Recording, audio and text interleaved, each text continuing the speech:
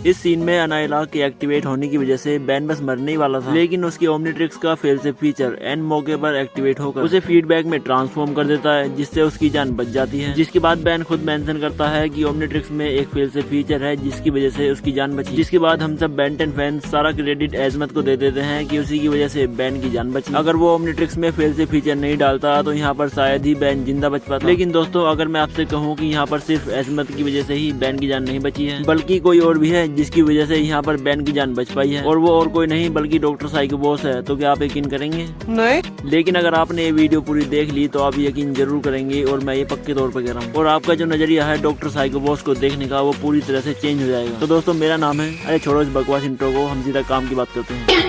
तो ये बात है बेन 10 ओमनीवर्स सीरीज के last episode a new dawn की, जब मेल्टमैन टाइम बीस्ट की मदद से उस मोमेंट पर जा रहा होता है जब बिग बैंग और यूनिवर्स बना ही नहीं था। मतलब जैसा कि हम सब जानते हैं कि हमारा यूनिवर्स एक बिग बैंग के बाद बना, तो ये जो मेल्टमैन है ये टाइम बीस्ट की मदद से उस मोमेंट पर जा रहा था जब ये बिग बैंग हुआ ही नहीं था। और ये ऐसा क्यों कर रहा था? वो इसलिए क्योंकि ये बिग बैंग होना था एक अनाइलार्ग की मदद से, लेकिन मेल्टमैन वहाँ पर जाकर उस अनाइलार्ग को हटाकर अपना अनाइलार्ग रख देता, जिससे यूनिवर्स उसके हिसाब से बनता। तो अब फिर से अपने टॉपिक पर आते हैं। तो मेल्टमैन उस मोमेंट पर जा रहा था जब बिग बैंग होकर यूनिवर्स बना ही नहीं था। और यहाँ पर एक और मेन बात ये है कि इस मोमेंट तक टाइम भी नहीं बना था, और ये बात इस एपिसोड में मेंशन भी की गई है जब मेल्टमैन अपनी टाइम मैनिपुलेटिंग पावर यानी कि समय में हेर फेर करने वाली पावर्स का इस्तेमाल करने की कोशिश करता है, लेकिन नहीं कर पाता क्योंकि समय अभी तक शुरू ही नहीं हुआ था।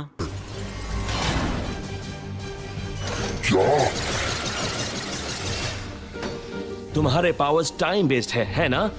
अफसोस कि वो टाइम अभी तक शुरू नहीं हुआ।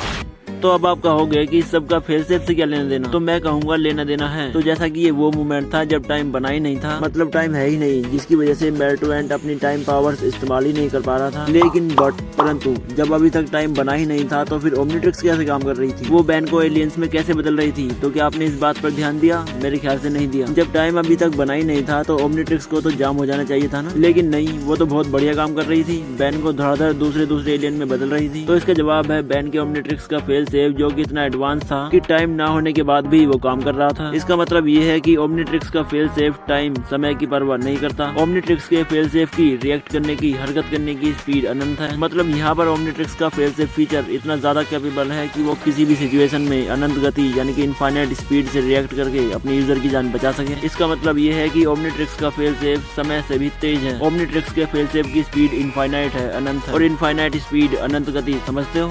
ये इतनी ज्यादा स्पीड है कि हम कल्पना भी नहीं कर सकते। इसीलिए मैं पक्के तौर पर कह सकता हूँ कि बैन के सामने चाहे कोई भी सिचुएशन आ जाए, ओमनीट्रिक्स का फेल सेफ अपनी इनफाइनाइट स्पीड से रिएक्ट करके बैन को किसी ऐसे एलियन में ट्रांसफॉर्म कर देगा जिससे बैन उस सिचुएशन से आसानी से निकल सके। तो अब यहीं से एक सवाल निकल कर आता है कि अगर सच में ओमनीट्रिक्स का फेल सेफ इतना ज्यादा तेज है तो उस क्रोनोशिप इन टाइम बॉम्ब के समय फेल सेफ ने बैन की जान क्यों नहीं बचाई? तो इसका जवाब ये है कि इस टाइम तक ओमनीट्रिक्स का फेल सेफ इतना तेज हुआ ही नहीं था कि वो इस क्रोनोशिप इन टाइम बॉम्ब पर कोई रिएक्ट करके अपने यूजर को किसी ऐसे एलियन में ट्रांसफॉर्म कर दे जिससे वो इससे बच सके, जो कि आगे चलकर डॉक्टर साइको बॉस ने किया। लेकिन कैसे किया और कब किया वो तुम्हें वीडियो में आगे पता चलेगा, और समझ में तब आएगा जब तुम इस वीडियो को बिना स्किप किए देखोगे। तो लेकिन यहाँ पर कुछ बेन 10 फैंस ये कहते हैं कि इसमें फेल सेफ की कोई गलती थी ही नहीं। यहाँ पर गलती बैन की थी जो उसने फेल सेफ के रिएक्ट करने से पहले ही अपना ओमनीट्रिक्स उतार कर नोवोच बैन को दे दिया, वरना फेल सेफ उसे किसी बढ़िया से एलियन में ट्रांसफॉर्म करके बचा ही लेता। तो जो बेन 10 फैंस ऐसा सोचते हैं, मैं उनके लिए बता दूं कि अगर सच में ऐसा ही था तो उन बुरे बैन में कई बैन ऐसे थे जिनके पास प्राइम बैन की तरह एक कंप्लीट ओमनीट्रिक्स थी, जिनमें फेल सेफ भी जरूर होगा लेकिन उसके बाद भी वे मारे गए या कहूँ रेज हो गए या जो भी है। यहाँ तक कि बेन 10,000 भी, जिसकी बायोमेट्रिक्स में फेल सेफ जरूर होगा क्योंकि उसने वो खुद बनाई है और इतना जरूरी फीचर ना डाला हो ऐसा तो हो नहीं सकता। तो ये सभी सिर्फ इसीलिए मारे गए या रेज हुए क्योंकि इनकी ओमनीट्रिक्स के फेल सेफ इतने तेज नहीं थे कि क्रोनोशिप इन टाइम बॉम्ब के आगे जल्दी से कोई रिएक्ट करके अपने यूजर की जान बचा सके। तो जैसा कि मैंने पहले बताया कि प्राइम बैन की ओमनीट्रिक्स का fail safe doctor psycho boss ने तेज किया था, लेकिन कब किया, कैसे किया और क्यों किया वो मैं अब बताऊंगा। तो ये बात है बेन 10 ओमनीवर्स के it's a mad mad mad ban world part 1 episode की। इस एपिसोड में मेल्टमैन अपनी टाइम रे से प्राइम बैन की ओमनीट्रिक्स को टाइम में फ्रीज कर देता है, जिससे बैन ओमनीट्रिक्स इस्तेमाल ही नहीं कर पाता। वो चाहे कितनी भी कोशिश क्यों ना कर ले, ओमनीट्रिक्स काम करती ही नहीं। अब यहाँ पर ध्यान देने वाली बात यह है कि मेल्टमैन ने ना तो ओमनीट्रिक्स को हैक किया था, ना ही उसने कोई फिजिकली या टेक्नोलॉजिकली ओमनीट्रिक्स को कोई डैमेज किया। मतलब मेल्टमैन ने ना तो ओमनीट्रिक्स को हैक किया, ना ही फिजिकली डैमेज, मतलब ना ही ओमनीट्रिक्स की बॉडी में कोई तोड़फोड़ करी जिसे बाद में आसानी से रिपेयर किया जा सके। उसने तो बस ओमनीट्रिक्स को एक टाइम में फ्रीज कर दिया, जमा दिया। इसका मतलब ये है कि ओमनीट्रिक्स अभी भी बिल्कुल ठीक है, ओमनीट्रिक्स अभी भी फुल्ली फंक्शनल है, बस वो एक समय में अटक गया है। ओमनीट्रिक्स एक टाइम पीरियड में अटक गया है। फिर इस एपिसोड के अगले part it's a mad mad mad ban world part 2 में डॉक्टर साइकोबॉस कहता है मैं तुम्हारे ओमनीट्रिक्स को ठीक कर सकता हूँ।